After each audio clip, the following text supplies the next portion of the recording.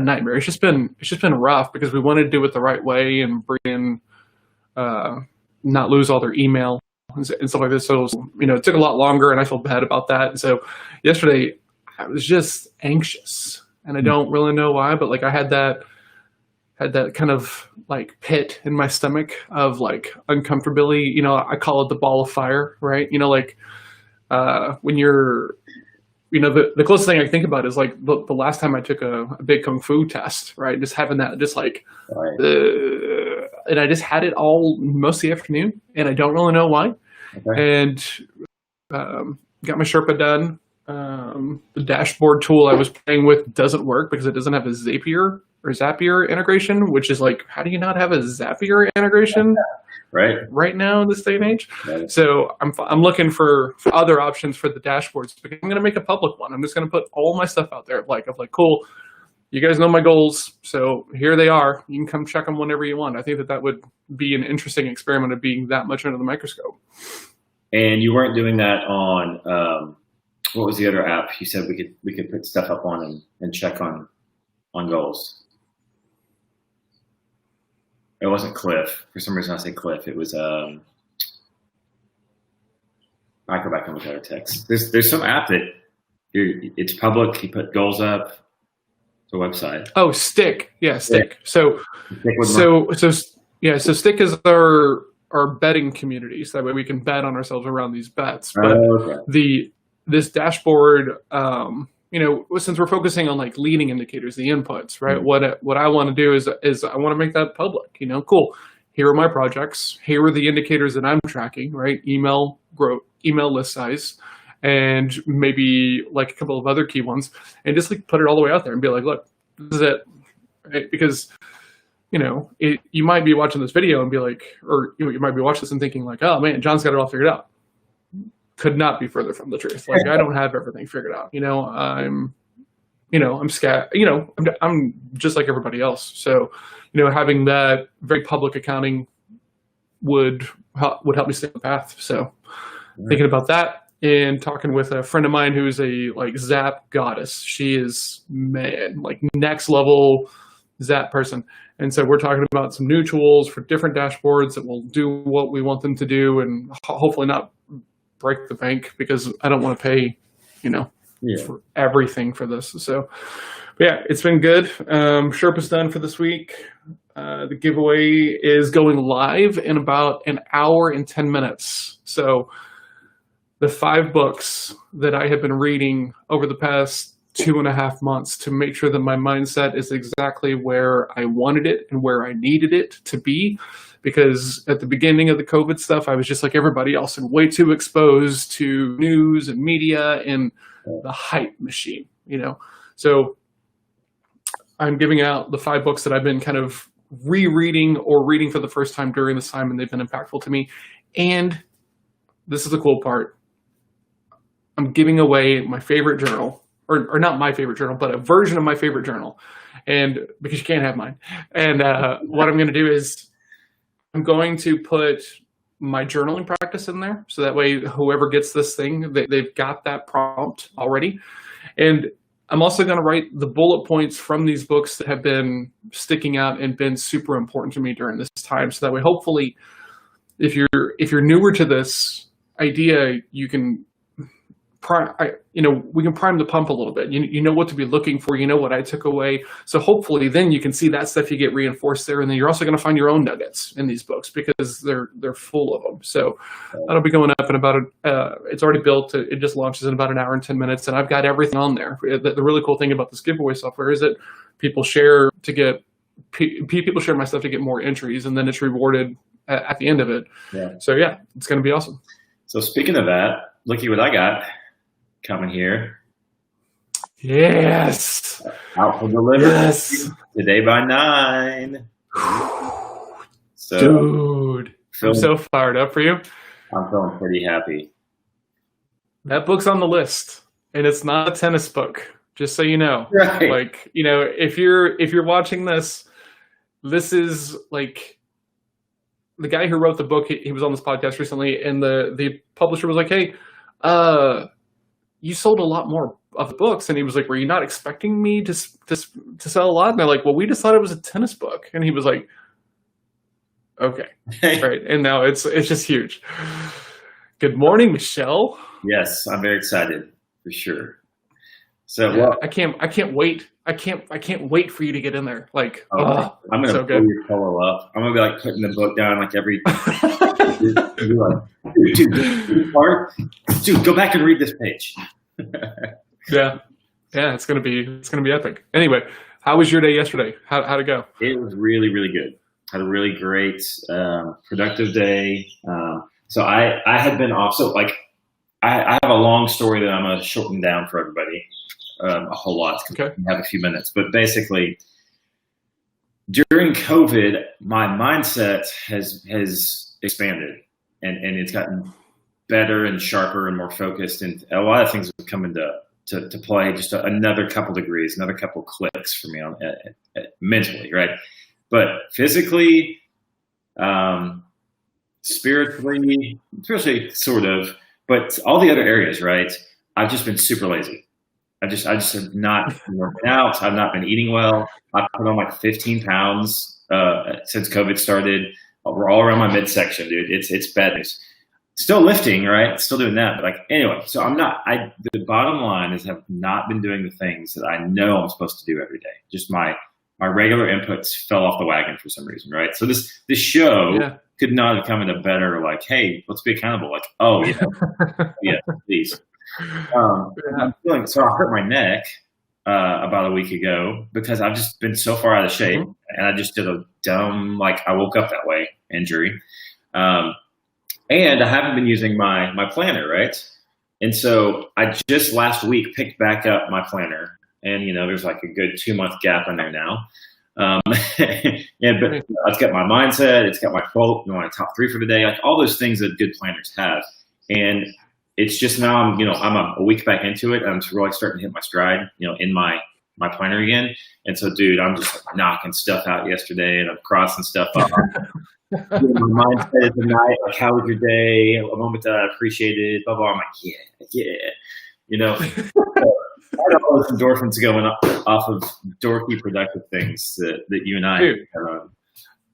When you can get a dopamine rush off of like scheduling and running a list like super tight, like one of the things that I journal in my day is like how like at the end of the day is how close was this day to the perfect day, right? And then I had to kind of like sit there for a second and think about it, like, okay, what would a perfect version of today have been, right? And hold myself really accountable to this idea, because as the thing that you and I have been talking about is, we start these projects and we get going and we get running, and then it's just like you're running, and all of a sudden you just look up and you're like, oh, damn, like it's been X amount of time since I've done this, or since I've been working this long, right? And so part of my concern of doing all of this work is that, that I'm going to be kind of a workaholic, right? Or in like a toxic way, that I can't shut it down once we get to the point to where, I'm at a revenue level to where like, okay, cool. Like, let's dial it back a little bit and let's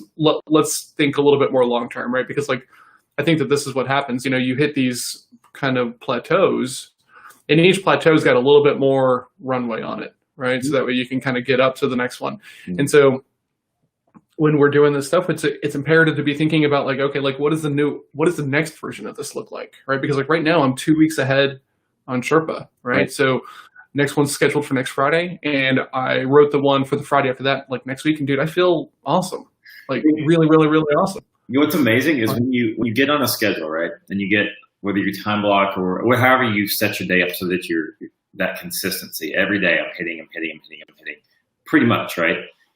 That's where I think a lot of people don't realize that's where you get the opportunities to improve the things that you already have in place. Because if you're always chasing complete, you never get to improve. But if you're prolific and perfect, then your stuff just scales. It just up levels every week, right? So part of the rush for me right now is like I'm starting to hit that consistency stride again, and that means I know my stuff's about to get better. Like the stuff I've got pulled together is about to level up. That's probably the exciting part for me. And the thing is there was this guy on stage once at a sales conference, and he talked about this idea. He goes, "Look, guys, like my weeks are boring." Yeah. Right? He goes, "I do 80 of this, which should get me 40 of this, which should get me 8. Mhm. And that's it." And he goes, "Don't let the boredom take you off of the path of the things that are helping you." Because like that's what happens. The successful activities that you're doing don't stop being unsuccessful, but our crap gets in the way of like, oh, let me adjust this a little bit, or let me just take this week off, and stuff like this. And depending upon the activity, like that might not show up, right? In sales, very specifically, like the work that we do this week in these calls, all these role play calls that I'm having might not actually materialize for business for 30, 60 days. Right. And that's okay. But you have to reinforce that idea of like, this is leading to something. This is leading to something. Right. And then you write in your journal, like how you feel like when you crush your day and things are smooth and effortless, as opposed to, you fighting your way through, because I'm of the opinion it should be boring.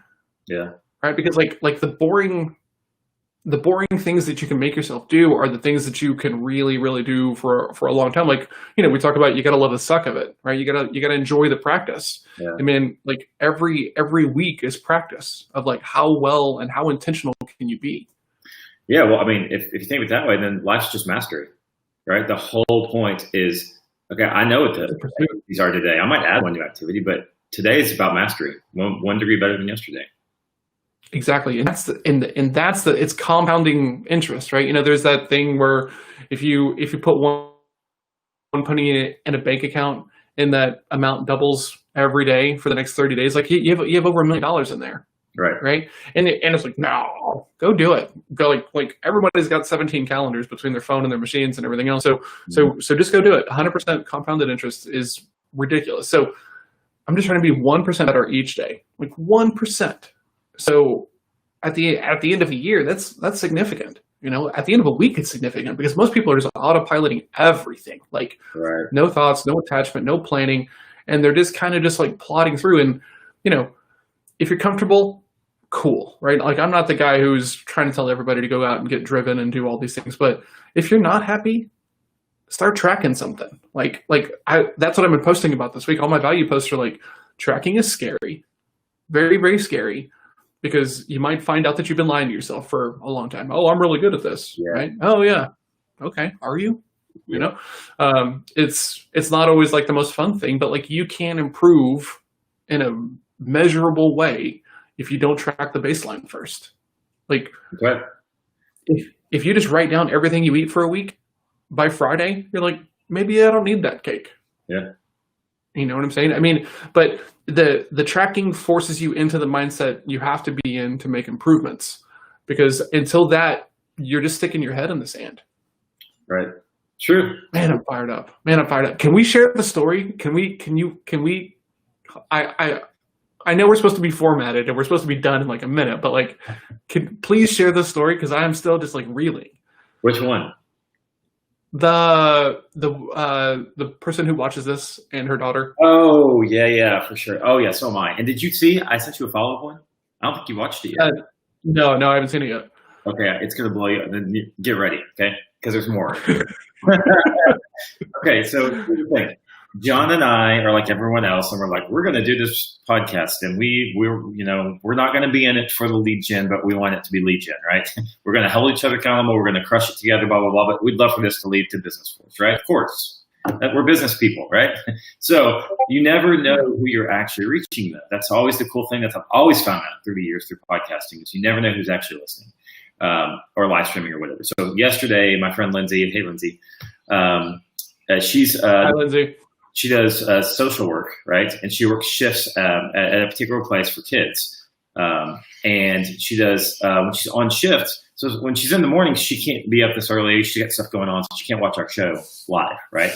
But she's in my accountability group, and I post in there about this show. And she's like, oh, you know what? I'm going to watch it while I'm on shift, in the afternoons at 1:30, 1:45. This is the information you don't know. I thought it was her daughter. It was not. So she's sitting there one afternoon, like 2 o'clock or something, watching this. I think it was on Monday.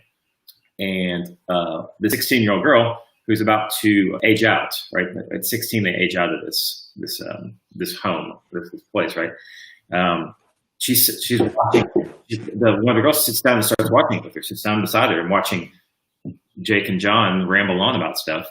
And Lindsay's like, "This is really helpful. This is cool. I really enjoy this. Thanks for letting me know y'all were doing this." But then this girl sits down and starts watching it. Okay, so doesn't think anything of it. Next day comes back. Same girl comes back and goes, "Hey, can we watch those two guys again?"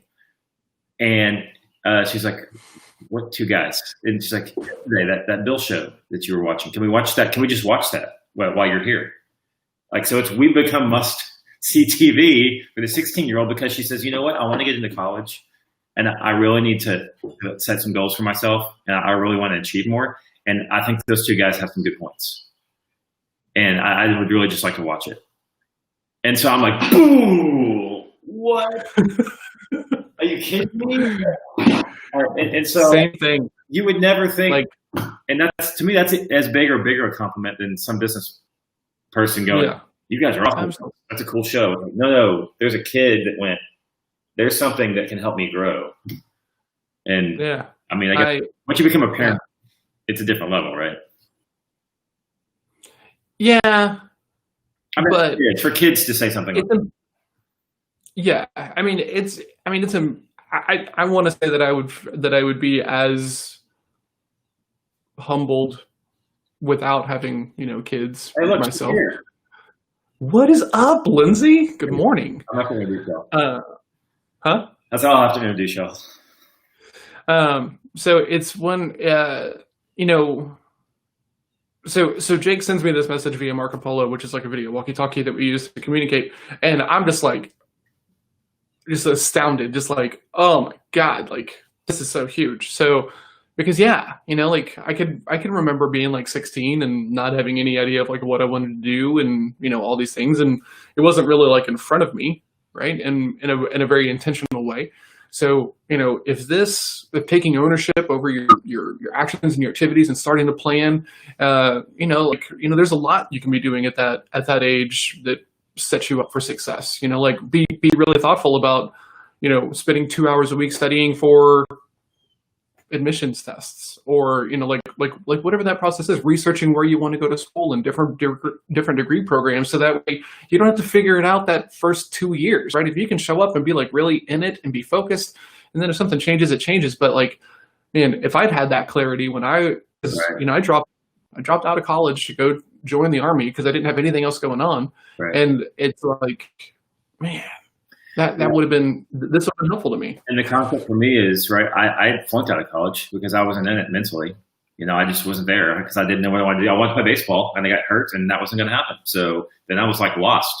And the concept that would have helped me was the one that, like you said earlier, measure something and be accountable to someone about it. Because that concept, once you put that in your life, helps you in so many ways that it doesn't matter what you're studying or what you want to be, you're going to get somewhere with it more quickly than people that aren't. It's the microscope. It's the microscope. Like we are capable of so much more on such a consistent basis than you are aware of, right? And you see this like whenever people are talking about like working out and lifting and stuff like this. Yeah. But man, the mind is a muscle, right? The same thing happens. So when you're just intentional with your time, right? Yep. I've got 4 role play calls today, right? But I blocked out the morning because I've got a regular block on the mornings because I know that I'll let people schedule on my calendar, and then I won't have that time. So I've got a block from 8 to 10:30, so that way I can go do the hard stuff because like the role play calls aren't really difficult for me, right? So I can do those in the afternoon. I don't need a whole lot of mental maker time, to do that. I know the 10 questions. I've got the hours, so let's just go.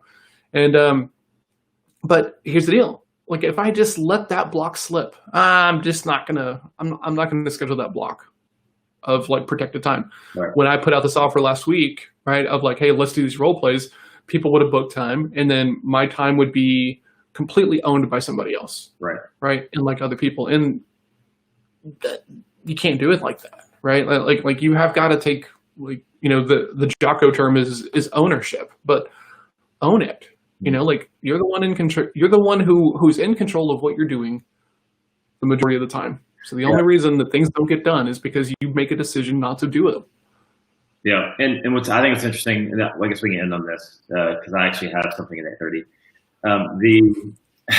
Today, I was talking to somebody who's an agency owner yesterday, and they were talking about kind of that scarcity mindset of trying to get themselves out of selling to one crowd who gives them money versus selling to another crowd, which is the type of work they actually want to be doing.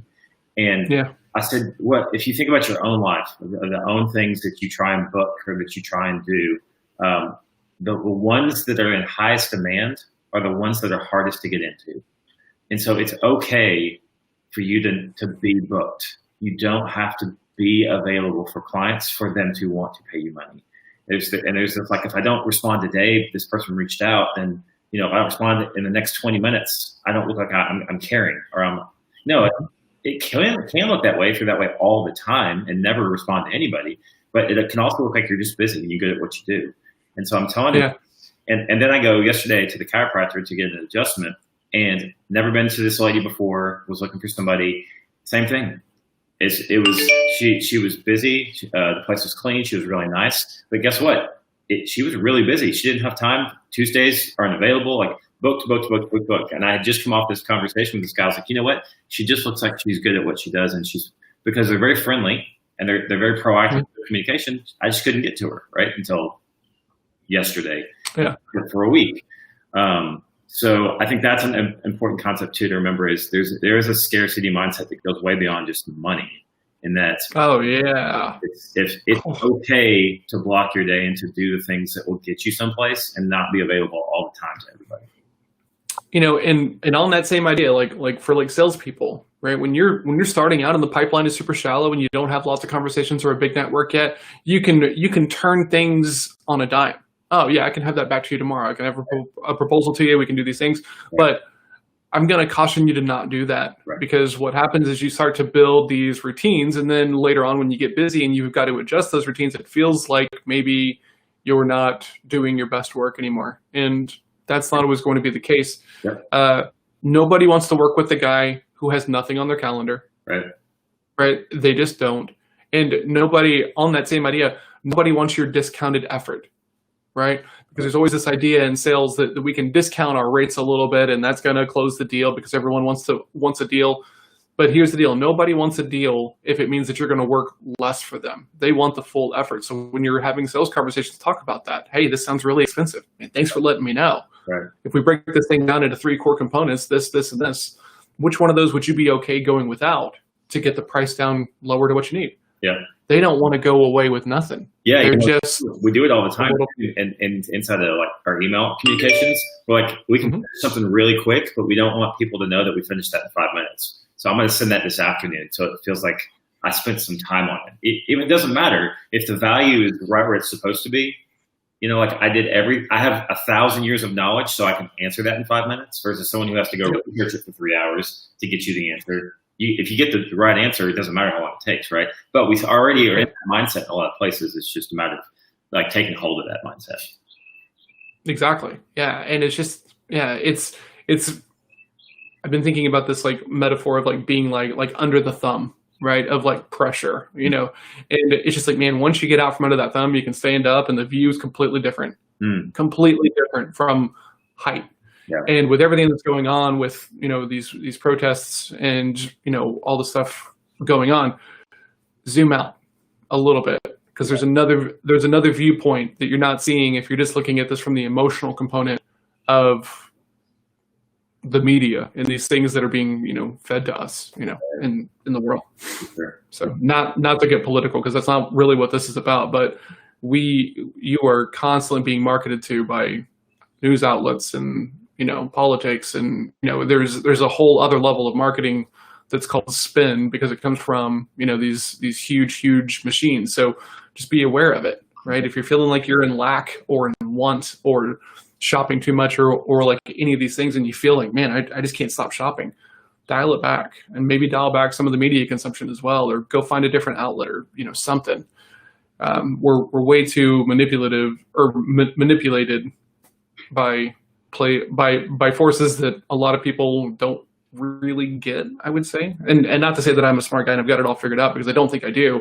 I just know how malleable my mindset can be. So I'm trying to surround myself with the right tools to make sure that that doesn't happen. Right. Yeah. Agreed. And it's just a like sleepy mindset. It's not a I'm smart or dumb. It's just I'm lulled into this thing right now. And I would say that if you have your days planned, you know, like if you have time blocks, thanks, Michelle. Thank you, Michelle.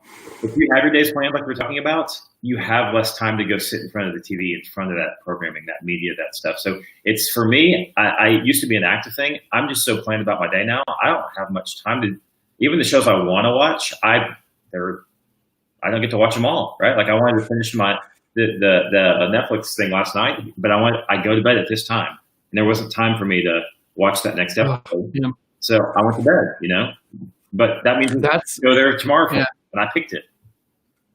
So. That's the forced bedtime is such like a hard thing for me to do, which in my mind indicates that that I don't have enough bandwidth to make the smart decision to go to bed at the end of the day, right? Because I've used all my decision making capacity throughout the day of stay on task, stay structured, do these things and everything else.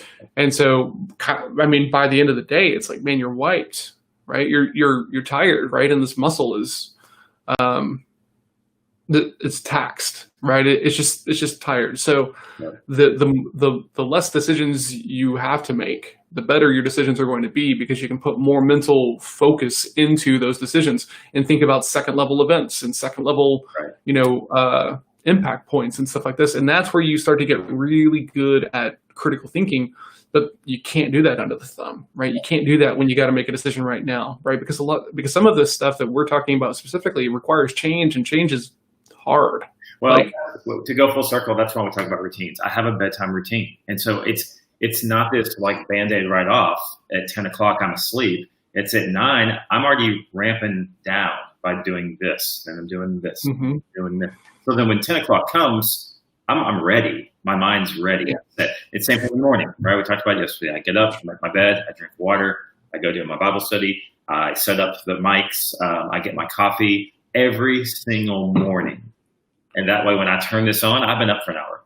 My routine is up and around, and we're good. Yeah, I'm working towards that, man. Dude, I'm fired up for tomorrow. Like, we're gonna have a bunch of cool stuff to talk about. This is a little inside baseball. Are we doing a guest? Do we have anybody who wants to come on? Yep, I'll ask. I'll let you know. Okay. I'll ask as well, and we'll communicate via the secret channels. Yeah. Right? My people will call your people, which is me and you, and we'll talk about it later. Okay. Well, John and I both have things. I'm going to put a slide up here for us as we go out, but I will see you, Bill. All right. Yes. And come check out John Small Mountain. I'm about to post about the giveaway. It's going to have a link. The more you share, the more your chances are to win. Uh-oh, where'd I go? You're here. Am I still here? You're good. Okay. So I think this giveaway is going to be probably the best value I've ever given away, as far as these books and the journaling prompts and my notes on it. So please come check it out. If you know someone else who's been struggling through this stuff with the COVID and the protests because their mindset is not where they want it to be, share this with them, please. Yep. Okay. I back that fully. The books are amazing. So cool. All right. We'll see you tomorrow for the long show, and have a great day, Bill. See you, man. You too, Bill. All right, bye.